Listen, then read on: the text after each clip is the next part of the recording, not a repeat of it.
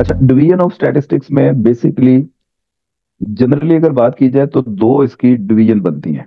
एक applied statistics, एक theoretical statistics.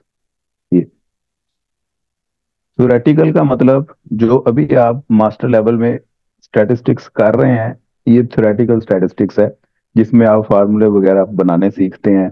Regression के फार्मूले, अल्फा का क्या फार्मूला होता है, बीटा का क्या होता है, मीन कैसे फाइंड किया जाता है, मीडियन कैसे फाइंड किया जाता है, इनकी इंटरप्रिटेशन क्या है, इनके यूजेस क्या है, इनके रोल क्या क्या होते हैं, किताबी जितना भी काम है वो थ्योरेटिकल स्टैटिस्टिक्स है। डिस्क्रिप्टिव और इन्फरेंशियल स्टैटिस्टिक्स क्या है वो मैं अभी आपको बता देता हूँ। उससे पहले देख लेते हैं अप्लाइड स्टैटिस्टिक्स। अप्लाइड स्टैटिस्टिक्स में जिस वक्त आप स्टैटिस्टिक्स को अप्लाई करते हैं किसी प्रैक्टिकल फील्ड में, तो वो फिर अप्लाइड स्टैटिस्टिक्स है। जो चीजें आपने सीखी होती हैं वो आप उससे डाटा कलेक्ट करके एक अपना मॉडल बनाते हैं और उस काम को, तमाम वर्किंग को अप्लाई करें। इस ये स्टैट की बेसिकली दो टाइप्स आती हैं, थ्योरेटिकल और अप्लाइड। इन दोनों का डिफरेंस मैंने आपको बता दिया। अब अप्लाइड में आगे फर्दर दो चीजें आ जाती हैं। स्टैट या तो डिस्क्रिप्टिव होती है या इन्फ्रेंशियल होती है। डिस्क्रिप्टिव का मतलब है जिसमें आप अपने रिजल्ट को डिस्क्राइब करते हैं। ये मीन, मीडियन, मोड वगैरह आपने निकाल लिया, ये सारी चीजें, यहाँ रिग्रेशन हो गई, ये डिस्क्रिप्टिव स्टैटिस्टिक्स है।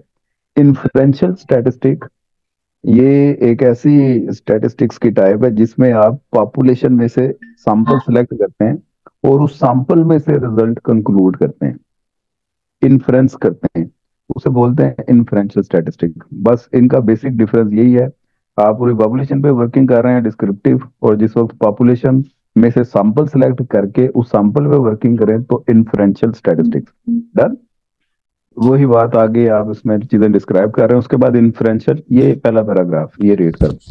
अच्छा जी, ये इन्फ्रेंशियल, डिस्क्रिप्टिव, अप्लाइड, थ्योरेटिकल, इन चारों में फर्क पता चल गया? हाँ जी। ठीक है, उसके बाद आपने ये डेफिनेशन काट दें, करेक्टरिस्टिक काट दें, इसके बाद लिमिटेशन होगी वो भी काट दें, फंक्शन काट दें, ऑब्जर्वेशन काट दें, पॉपुलेशन सैंपल काट दें। ये चीज बहुत इंपॉर्टेंट है। Variable, constant and data. और ये डाटा से हम स्टार्ट करते हैं। Data, values associated with variable are called data. Variable के साथ जो वैल्यूज एसोसिएट हो रही होती है उनको डाटा कहते हैं। और डाटा के बाद ये दो तरह से होता है। वेरिएबल या डाटा की टाइप्स आप समझ लें, वो दोनों की सेम है। क्वालिटेटिव वेरिएबल भी होता है या क्वालिटेटिव डाटा, क्वांटिटेटिव वेरिएबल या क्वांटिटेटिव डाटा। ये नाम से ही आपको फर्क पता चल रहा होगा। क्वालिटेटिव डाटा जिसमें कोई ना कोई क्वालिटी हो, न्यूमेरिकल डिजिट्स इसमें नहीं होते। ठीक है, मतलब आप एक क्लासरूम में चले जाते हैं, आप उसकी ये पार्टीशन कर ली कि ये चेक कर लेते हैं, पहला मेल है, फीमेल, फिर फीमेल, फिर मेल, इस तरह का आपके पास डाटा है, तो ये क्वालिटेटिव डाटा है। या glasses without glasses, glasses without glasses, poverty, ये यहाँ पे डिफरेंट एग्जाम्पल लिखी हुई है। सेटिस्फेक्शन लेवल, यूटिलिटी ज्यादा है, लो है, intelligence, education, sex, hair colour वगैरह वगैरह, कई भी इसकी टाइप्स हो सकती है। इस किस्म का कोई भी डाटा हो तो वो क्वालिटेटिव डाटा होता है। समझे बात? जी सर उसके जी। बाद क्वांटिटेटिव डाटा, जिसमें क्वांटिटेटिव आपके पास नंबर्स वगैरह गिवन हो, क्वांटिटी में डाटा एक्सप्रेस किया हो। उसमें फिर आपके पास क्वालिटीज नहीं होती, नंबरिंग में इनकम कितनी है जी, एज कितनी है, स्पीड, वेट, हाइट, ये वगैरह वगैरह, जिस तरह की भी चीज, जितनी भी है चीजें, वो क्वांटिटेटिव डाटा में आती हैं। तो डाटा दो तरह से हो सकता है, या क्वालिटेटिव होता है या क्वांटिटेटिव होता है। स्टैट ज्यादातर उसका कंसर्न होता है क्वांटिटेटिव डाटा को डील करने का, क्योंकि आपके पास नंबर्स में वैल्यूज हैं, उसे फिर ही आप इंटरप्रेट करेंगे, उनके फिर ही फार्मूले डेवलप करेंगे। क्वालिटेटिव डाटा, उस पे तो नहीं ना कोई रूल लग सकता। ये है, डाटा को पहले वो किया जाता है कन्वर्ट क्वांटिटेटिव डाटा में, वो डमी वेरिएबल बनाए जाते हैं, वो इकोनोमेट्रिक्स में फिर आपको ये चीजें पता चलेंगी। अभी फिलहाल इसको आप रहने दें। डिस्क्रीट वेरिएबल एक होता है, या डिस्क्रीट डाटा, ऐसा डाटा जिनके दरमियान गैप हो, जंप हो। आप यूं समझ लें कि जो पॉइंट में वैल्यूज ना हो, फुल फ्लेज नंबर्स हो, वो डिस्क्रीट डाटा होता है। और जब डाटा आपको पॉइंट्स में गिवन हो वो कंटिन्यूस डाटा होता है। ये वेरिएबल या डाटा जी सर देख जी। के ये आइडिया हो जाना चाहिए कि ये डाटा डिस्क्रीट है या कंटिन्यूस है। मसलन एक घर में कितने फैमिली मेंबर हैं, वो या तो 4 हैं, 5 हैं, 10 हैं, 12 हैं, तो ये डिस्क्रीट डाटा हुआ। आपकी एज कितनी है, 20 साल है, 25 साल है, 30 साल है, डिस्क्रीट हुआ। कुछ वेरिएबल इस तरह के होते हैं जो कंटिन्यूस नोयत के होते हैं। वेट, ये कंटिन्यूस है। कार की स्पीड, ये कंटिन्यूस है क्योंकि इनके दरमियान गैप या जंप्स कोई नहीं होते। तो ये भी डाटा देख के आपको आइडिया हो जाना चाहिए डिस्क्रीट या कंटिन्यूस। डिस्क्रीट के दरमियान जंप्स होते हैं, गैप होता है, वक्फा होता है। कंटिन्यूस में गैप या वक्फा कोई नहीं होता। स्लाइड कंटिन्यूस और ये स्टेयर जो चढ़ के जा रही हैं ये डिस्क्रीट। ये रीडिंग करने की जरूरत तो नहीं है ना। कलेक्शन ऑफ डाटा इंपॉर्टेंट है। कलेक्शन ऑफ डाटा में हमने दो इसके मेजर सोर्सेज हैं, एक प्राइमरी डाटा, एक सेकेंडरी डाटा। तो ये प्राइमरी डाटा कलेक्ट कैसे किया जाता है, उसके सोर्स कौन कौन से हैं, ये हम इसमें बताएंगे। और उसके बाद सेकेंडरी डाटा वो क्या होता है और उसे कलेक्ट किन किन जराए से किया जाता है, उनके सोर्सेज कौन कौन से हैं, वो सेकेंडरी डाटा। बेसिकली आपने प्राइमरी और सेकेंडरी डाटा में पहले फर्क सीख लेना क्या है।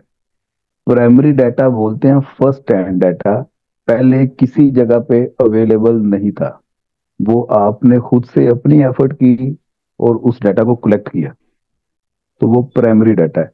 सेकेंडरी डाटा जो पहले किसी ने एफर्ट कर दी हुई है ऑलरेडी, वो किसी ना किसी जगह पे मौजूद है, आपने सिर्फ वो कलेक्ट करना है। आपको असाइनमेंट मिली है, इन्फ्लेशन देखें जी पाकिस्तान की पिछले 20 सालों की कितनी है, तो आपको 2016 की भी इन्फ्लेशन किसी ने कलेक्ट करके डाटा रखा होगा वेबसाइट पे, 15 में कितनी थी, 16 में कितनी थी, आपने सिर्फ उनको कंपाइल करना है, इकट्ठा करना है एक जगह पे, तो वो सेकेंडरी डाटा हो जाएगा। लेकिन अगर आप वो फर्स्ट हैंड डाटा कलेक्ट ही आप खुद कर रहे हैं, बनाए या खुद रहे हैं, वो फिर प्राइमरी डाटा होगा जो पहले किसी जगह पे मौजूद नहीं था। याद रहेगी बात। अब प्राइमरी डाटा, उसके सोर्सेस कौन कौन से हो सकते हैं। कलेक्शन ऑफ प्राइमरी डाटा किन किन जराए से कलेक्ट किया जा सकता है। एक दो तरीका प्राइमरी डाटा कलेक्ट करने का ये है कि डायरेक्ट पर्सनल ऑब्जर्वेशन। आप अपनी डायरेक्ट पर्सनल ऑब्जर्वेशन इस्तेमाल करते हुए वो डाटा बना सकते हैं। मसलन कि आप ये लिख सकते हैं कि पाकिस्तान के 4 प्रोविंसेस हैं और पंजाब का तालीम का मेयार वो थोड़ा सा बेहतर है, सिंध का उससे थोड़ा सा नीचे है, बलूचिस्तान का कैसा है। आपकी अपनी ऑब्जर्वेशन है, ये आपने डाटा खुद कंपाइल करके एक रिपोर्ट बना दी। In this method the enumerator collects the data from the respondents and interviews him, or the researcher has to present himself on the spot to get and quite accurate information. This method of collection is very costly and time consuming as a lot of innovator is required to get the observations. तो आपने अगर खुद data उसको इकट्ठा करना है तो इस पर टाइम भी लग सकता है, ये कॉस्टली भी हो सकता है। आप डोर टू डोर सर्वे करेंगे या हैंड बिल फिकवाएंगे या आपकी जितनी कम्युनिटी है उनको जाकर टर्नामेंट करेंगे कि भाई ये एक फार्म है जी मेरे पास, इसको प्लीज आप टिक क्रॉस तो कर दें। तो वो तमाम चीजें फिर आप कंपाइल करके एक डाटा बनाएंगे। ये डायरेक्ट पर्सनल ऑब्जर्वेशन हो गई। इनडायरेक्ट जी सर जी। ओरल इन्वेस्टिगेशन, बाद में कहा था आप इनडायरेक्टली ओरल इन्वेस्टिगेशन के थ्रू वो डाटा निकलवा लेते हैं। जब आपको पता चलता है कि यार मैं डायरेक्ट जाऊंगा तो वो सामने वाला मुझे सीधी बात नहीं बताएगा, तो फिर आप उसे इनडायरेक्टली या घुमा फिरा के कोई सवाल पूछेंगे, उसके थ्रू आपको आइडिया मिल जाएगा। या फिर आप अपना कोई रिप्रेजेंटेटिव बना के उसको भेजेंगे जिसके साथ उन लोगों की वाकफियत हो और कंफर्ट जोन एक बना हो। आपको लगे कि यार मुझे तो नहीं बताएंगे लेकिन उनको ये बातें बता देंगे, तो आप उसको अपने तौर पे भेज देंगे जासूसी करने के लिए। तो वो फिर वहां से सारी रिपोर्टें लेके आपको डाटा कलेक्ट करके दे देगा। ये इनडायरेक्ट ओरल इन्वेस्टिगेशन है। मैंने अपने घर का काम करवाना था, मेरे दादाबू के नाम पे था घर, मैंने अपने नाम पे ट्रांसफर तो रात करवाना था या वालिद के नाम पे। अब वो अकेले अकेले हैं, आगे उनके भाई कोई नहीं है, ना उनकी कोई बहन है, यानी कि मेरा चाचा ताया फूफी कोई नहीं। उन पटवारी साहब ने जाके मैं दसा कि जी ये विरासत करानी है। वो घुमा घुमा के फिर सवाल पूछ रहे थे, अच्छा जी आपकी फूफी वो किधर होती है, मैं कहा है ही कोई नहीं। फिर उन्होंने फिर घुमा के, अच्छा जी तो आपके ताए का बेटा वो क्या काम करता है, मैं कहा जी है कोई नहीं, ताया तो उसका बेटा कितों आ गया। तो ये फिर इनडायरेक्ट ओरल इन्वेस्टिगेशन होती है।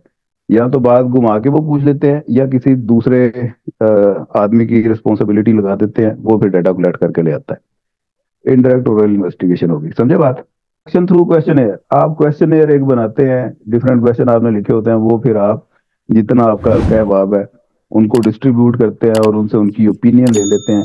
या आप डोर टू डोर एक इलाके में फिंकवा देते हैं पम्फलेट, और उधर से आप कलेक्ट कर लेते हैं डाटा। ये हो गया कलेक्शन थ्रू इनमरेटर।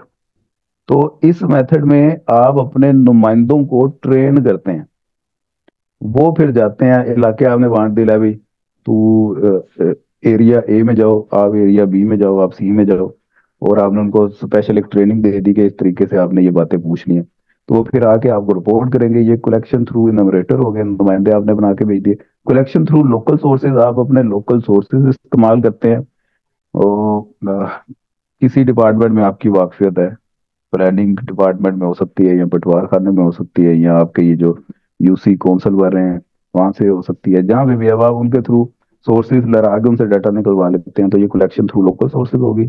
रजिस्ट्रेशन डिपार्टमेंट होते हैं, तो आप वहां से जाके भी डाटा निकलवा सकते हैं। ये यूनियन कौंसिल के दफ्तर हो गए, ये रजिस्ट्रेशन में आते हैं। एक हफ्ते में या एक महीने में कितनी पैदाइशें हुई, कितनी अमवात हुई, कितनी शादियां हुई, डाइवोर्स कितनी हुई, तो वो इस तरह के डाटे आपको वहां से मिल सकते हैं। तो ये प्राइमरी डाटा के कुछ सोर्सेस आ गए। क्लियर सारा कुछ। कंट्री डाटा मैं ऑलरेडी आपको बता चुका हूँ, जो ऑलरेडी वर्किंग किसी ने की हुई है, आपने सिर्फ वहां से जाके डाटा को फाइंड करना है। This country data is not to be collected and taken from a different sources called secondary data. If the data are obtained from someone else record and not collected by researcher or his representative directly from the actual respondent or informant, then data is called secondary data। जो आप directly तो नहीं उसको observe करते, आपने collect ही करना है किसी दूसरी जगह से। Sources of collection of data, इसमें दो तरह के सोर्सेज आ जाते हैं, एक पब्लिश्ड एक अनपब्लिश्ड। पब्लिश्ड में वो कौन कौन से सोर्स हो सकते हैं जी, आपका न्यूज़पेपर हो सकता है, या आपका और कौन कौन से हो सकते हैं पब्लिश्ड में, जर्नल हो सकते हैं, ये जर्नल, किताबें हो सकती हैं, ये पब्लिश्ड में आ गई। ये बल्कि इधर लिखा भी हुआ है, book, journal, newspaper, etc.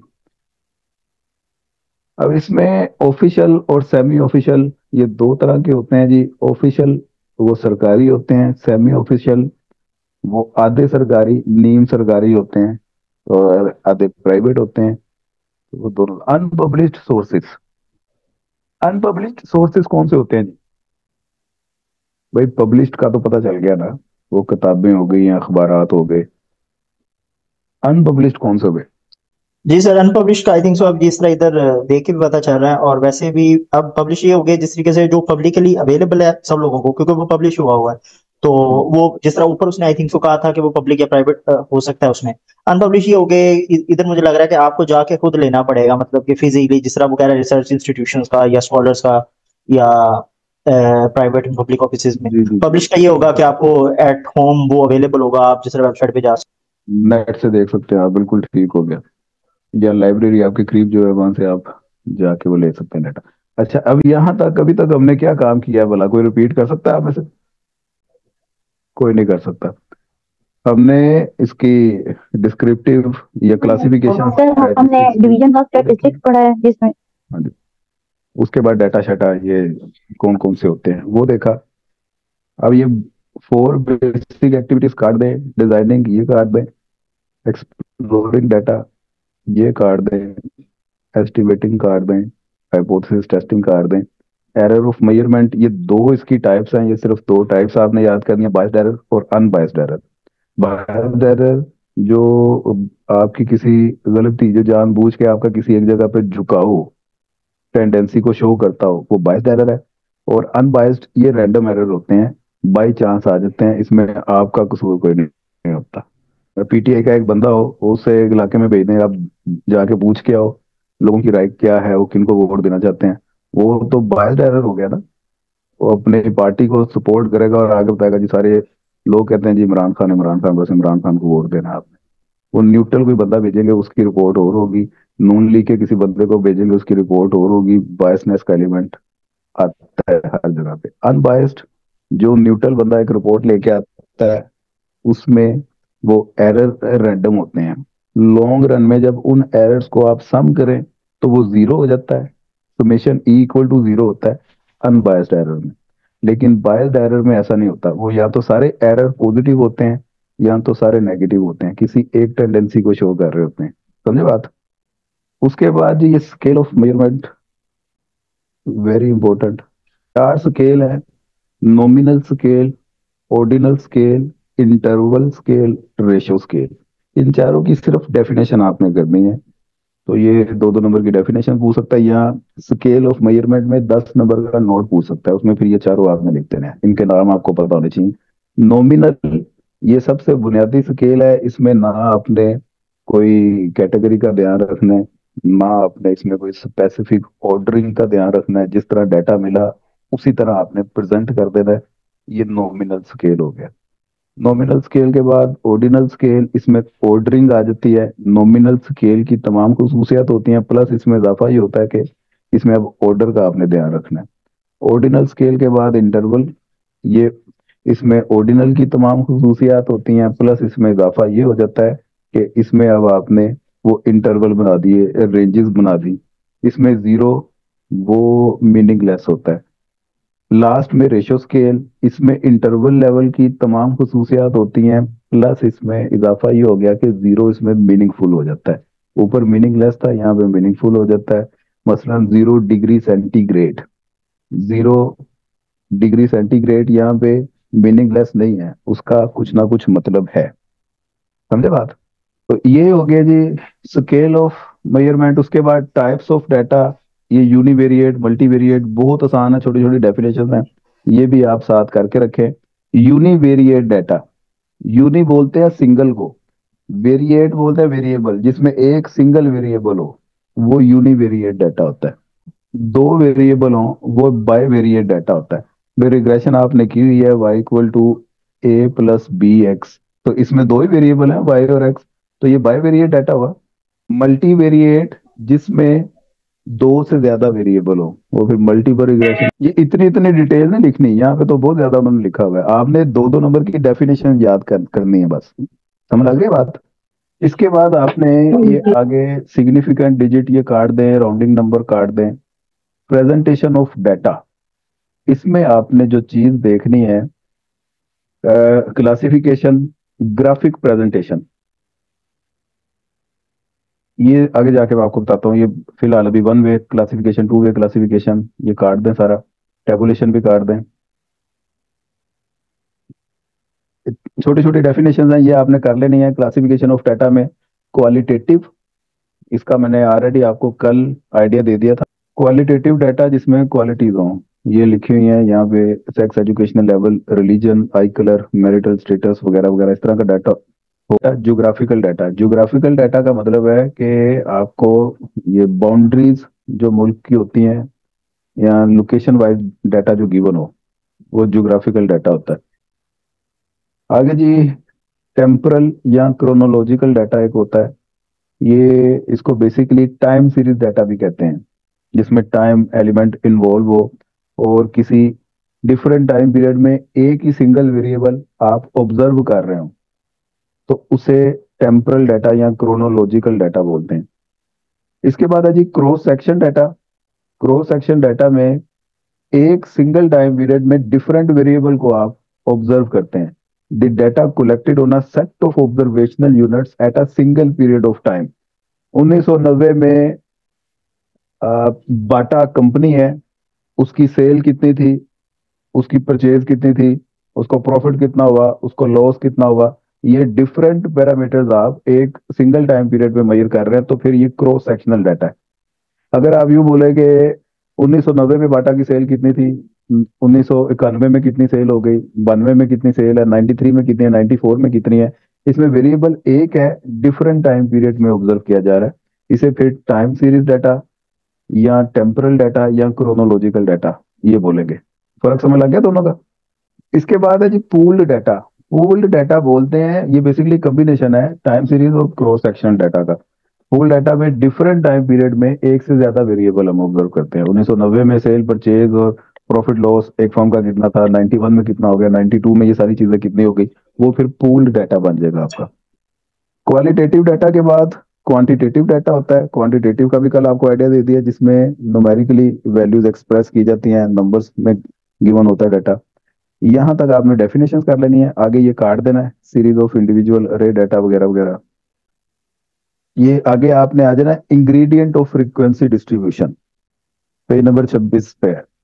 Ingredient of frequency distribution में आपने वो डाटा तो देखा होगा ना, मीन मीडियन मोड के क्वेश्चंस जब आपको मैं करवाऊंगा तो आपको मजीद आइडिया हो जाएगा। पहले जिन लोगों ने कर लिया है या जूनियर क्लासेस में भी किए होंगे आपको पता होगा। क्लास इंटरवल होता है वो जी 0 से 5, 6 से 10, 11 से 15, 16 से 20, इस तरह का होता है। फिर क्लास बाउंड्रीज बनाई जाती हैं, वो ये वैल्यू सेम कर दी जाती हैं, वो फिर बन जाता है माइनस जीरो पॉइंट जी सर जी, 1 माइनस करके 2 पे डिवाइड करते हैं और फिर दो सेम बनाते हैं बाउंड्री के। 10.5 टू 15.5 एंड सो ऑन। आगे फिर फ्रीक्वेंसी होती है, और फ्रीक्वेंसी से पहले टैली मार्क्स इसका एक कॉलम बनता है। वो फिर देखा जाता है कि इस रेंज में कितनी वैल्यूज लाई कर रही हैं, उतनी लाइनें लगा दी जाती हैं।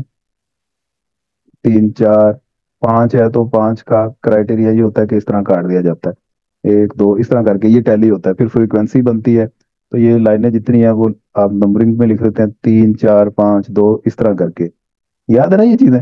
जी सर। तो ये सारे फ्रीक्वेंसी डिस्ट्रीब्यूशन के इंग्रेडिएंट हैं, इन्हीं को ही आपने वर्डिंग में एक्सप्रेस कर देना है। तो वो आपसे अगर 10 नंबर का नोट पूछ लेता है इंग्रेडिएंट ऑफ फ्रीक्वेंसी डिस्ट्रीब्यूशन, तो ये सारी चीजें आपने बता देनी है। Class limit, class boundaries, class interval, class marks, range, tally marks. आगे इन सभी को इन्होंने एक्सप्रेस किया हुआ है, ये देख लीजिएगा आप। हर हेडिंग की 2-2, 3-3 लाइनें बस याद करते जाएं। तो ये टैली मार्क्स तक यहाँ तक आपने कर लेना है। ओके, उसके बाद डिस्क्रीट फ्रीक्वेंसी ये काट दें, एग्जाम्पलें भी काट दें इसकी, कंटिन्यूस भी काट दें, कंस्ट्रक्शन ऑफ फ्रीक्वेंसी डिस्ट्रीब्यूशन काट दें।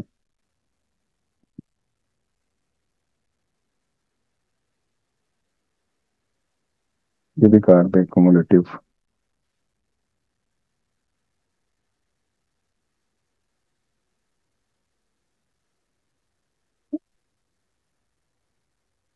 काट दें, शाबाश। ग्राफिक रिप्रेजेंटेशन, इसमें आपने आ जाना जी। ग्राफिक रिप्रेजेंटेशन में ये डायग्राम्स कौन कौन सी होती हैं? Simple bar chart, multiple bar chart, एक कंपोनेंट बार चार्ट भी होता है, इसे रहने दें आप। वो कंपोनेंट में आगे फिर सिंपल कंपोनेंट आ जाता है, परसेंटेज कंपोनेंट, रेक्टेंगुलर, ये सारा कुछ काट दे। एंड में है पाई चार्ट, ये जिन पे टिक लगाया हुआ है सिर्फ इनको आपने नजर मार लेनी है और कुछ भी नहीं करना। सबसे पहले इन्होंने लिखा हुआ है जी simple bar chart. Simple bar chart में सीधा आपको ये ग्राफ पे लेके जाता हूँ। आपके पास डाटा है, उसे आपने ग्राफिकल रिप्रेजेंटेशन देनी है, तो उसकी एक सबसे आसान शक्ल हमारे पास ये है कि आप सिंपल बार चार्ट वो बना दें। अब यहाँ पे construction of bar chart from data of example 1.4, 1.4 में कोई एग्जांपल थी, उसको बेस बना के उसी पे उन्होंने ये चार्ट बनाया हुआ है। आप यूं समझ लें कि क्लास में 5 स्टूडेंट्स हैं, उनके मार्क्स गिवन है जी। स्टूडेंट ए, इसके मार्क्स हैं 50, स्टूडेंट बी, इसके मार्क्स हैं 45, स्टूडेंट सी है, इसके मार्क्स हैं 75, डी, उसके मार्क्स हैं 40, और ई, इसके मार्क्स हैं 90। इसको आपने एक्सप्रेस करना है ग्राफिकल रिप्रेजेंटेशन में। तो इस किस्म के डाटा का सबसे आसान वे ये है कि आप इसको सिंपल बार चार्ट में बना लें। सिंपल बार चार्ट के लिए आपको क्या करना पड़ेगा, यहाँ पे आपने वक्फे वक्फे से ए, बी, सी, डी, ई ये रख लेने हैं, और यहाँ पे आपने अपनी स्केलिंग कर लेनी है। वैल्यूज में आपने देख लेना है, लास्ट वैल्यू 90 की है तो 5-5 का या 10-10 का गैप रख लें, जिस तरह से डाटा हो, 10, 20 और 100, 90।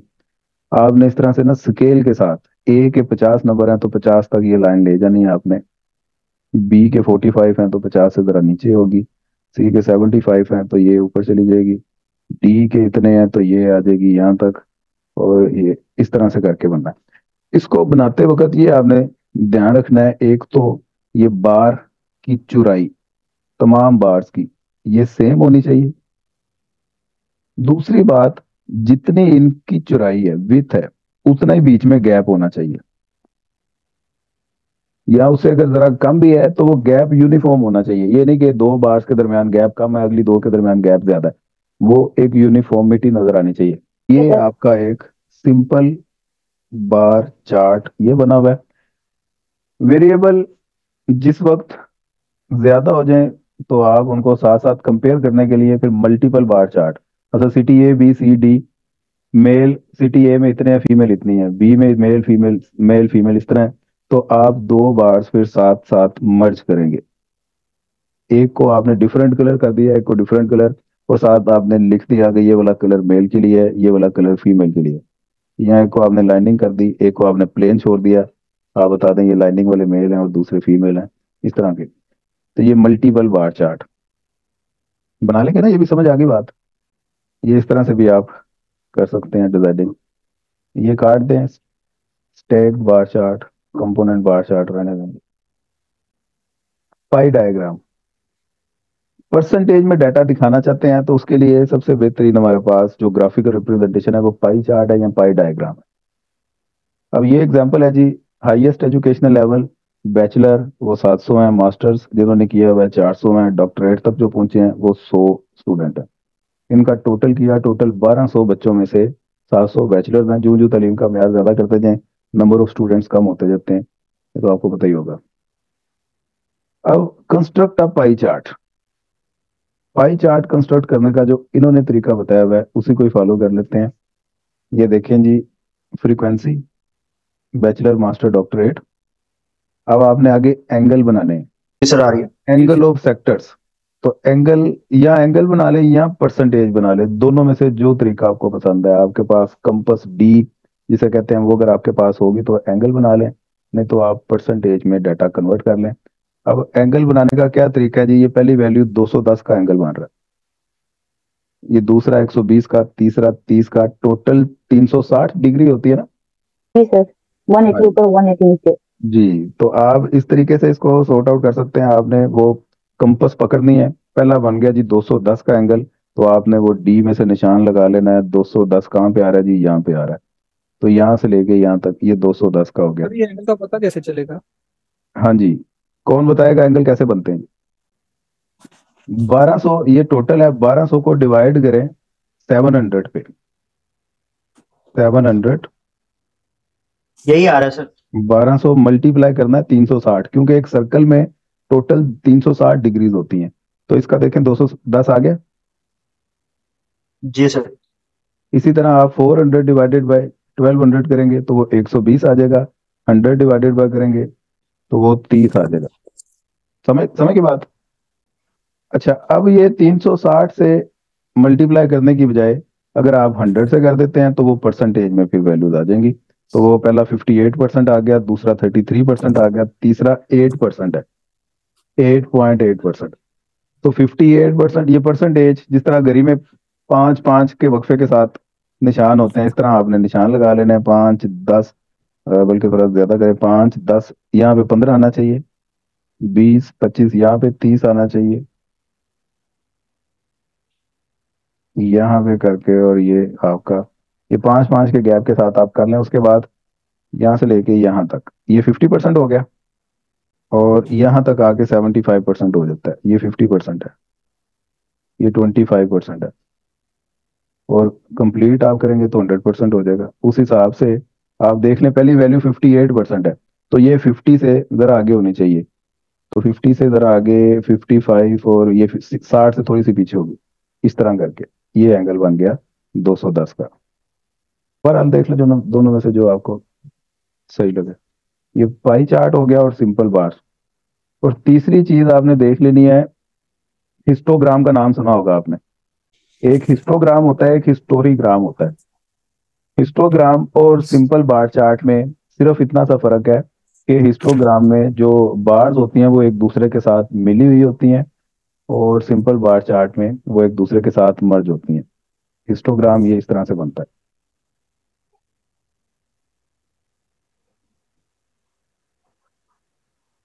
ये जी हिस्टोग्राम है, समझे बात। और अगर बार्स के दरमियान गैप आ जाए तो वो बार चार्ट है। लेकिन हिस्टोग्राम यहाँ पे आपने टाइम पीरियड मेजर करना है। जब आपका टाइम सीरीज के हिसाब से डाटा होगा तो हिस्टोग्राम बनानी है।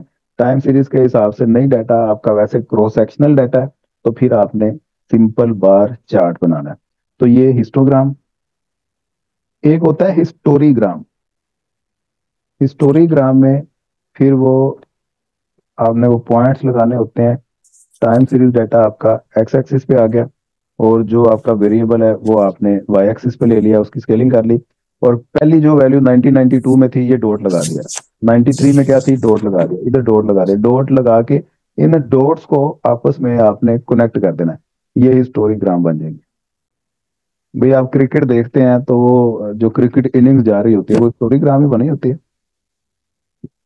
इस तरह जी से सर जी, ये ड्रा होता है ग्राफ। हाँ जी।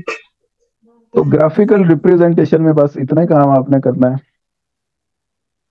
जिस वक्त दो तरह के डाटा आ जाएं तो आप एक ही ग्राफ में इस तरह से बना सकते हैं। जिस तरह पाकिस्तान इंडिया का मैच है तो वो दो ट्रेंड ही बनेंगे ना फिर तो। ये इधर इन्होंने आगे जाके हिस्टोग्राम को एक्सप्लेन किया, भाई यहाँ से हिस्टोग्राम को देख लें, ये एग्जांपल आ गई और ये बन गया हिस्टोग्राम। फ्रीक्वेंसी पॉलीगॉन काट दें, फ्रीक्वेंसी कर्व भी काट दें, कुमुलेटिव फ्रीक्वेंसी भी काट दें, और ये भी काट दें। स्टेम एंड लीफ डिस्प्ले छोटा सा टॉपिक है, इस पे मेरी वीडियो भी बनी हुई है, ये आप देख लीजिएगा, आपको समझ लग जाएगी। बहुत ही आसान बात है। आपके पास डाटा है, फर्ज करें 10, 15, 17, 19, स्टेम एंड लीफ बनाना है आपने। तो स्टेम आगे आप बना दें लीफ, इस तरह करके। स्टेम सभी की 10 है तो आगे लीफ 5, 7, 9, बल्कि पहले का 0 आएगा, 0, 5, 7, 9, ये लीफ आ गए। ये स्टेम और ये लीफ, समझे बात। जी सर जी। तो ये एक डाटा है, इसके स्टेम एंड लीफ बनाए हुए हैं। तो वो देखें जी, स्टेम लीडिंग डिजिट, बल्कि वो जो पहले मैंने एग्जांपल दी थी उसकी स्टेम 1 लिखना है आपने, लीडिंग डिजिट 10 नहीं लिखना। यहाँ पे इनकी स्टेम 0, 1, 2, 3, 4, और जो सिंगल डिजिट्स हैं ये लाइक 2 हो गया, तो ये 2 आ गया इधर। उसके बाद 1 टेंस में कितने हैं, एक तो आपके पास ये 12 है, और 15 है, और क्या है जी इसमें, कोई है और। सर वो 13 है, थर्ड ये फिफ्थ लाइन। हाँ, तो 12, 15, 13, तो इसका 5, 2, 3 ये आ गया। फिर 20s में कितने हैं उनको आपने सर्कल कर लेना है, उस हिसाब से आपने ये लिख लेने। मेरा ख्याल समझ लगी बात। जी सर जी। जी सर लगी है। स्टेम एंड लीफ और ग्रुप डाटा ये रहने दें, back to back stem leaf ये भी रहने दें। लो जी, चैप्टर फिनिश। इतना ही काम